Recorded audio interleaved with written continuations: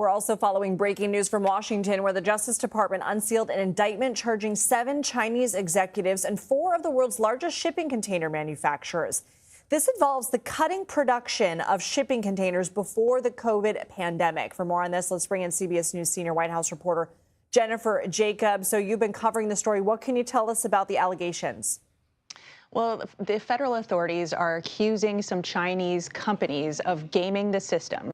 This was 6 years ago, just before the COVID pandemic broke out.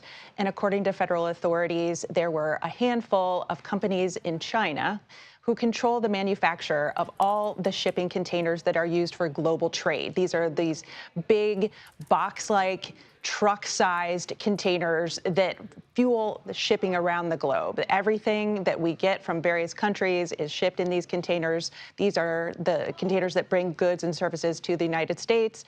And what the authorities are saying is that these Chinese companies worked together to decrease production. They sent around a memo. They worked together. They specifically ordered these companies that have almost a monopoly on the production of these shipping containers to reduce the production. And the end result of that is that there were far fewer on the market, and it increased prices. So what federal authorities are saying is that this was an example of how these Chinese companies jacked up prices and really hurt the U.S. economy and hurt the American people. Now, they issued some indictments. Federal authorities told us that they did indict one of the executives from one of these companies. He was arrested in France, and he is in detention, and they're intending to extradite him to the United States.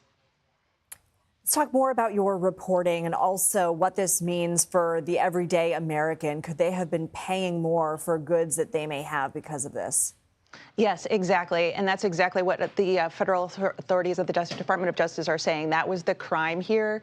The antitrust division at the Justice Department is the ones that are pursuing this.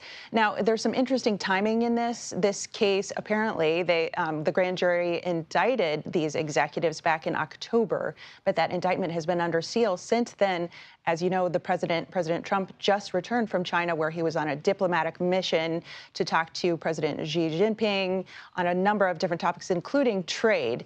So CBS News was the first to report on this story this morning, and my sources told me that there was some discussion about when to make this case public, and they did hold off on making it public until after the president was back from this big diplomatic summit. Interesting. Jennifer Jacobs, thank you for joining us on your exclusive reporting.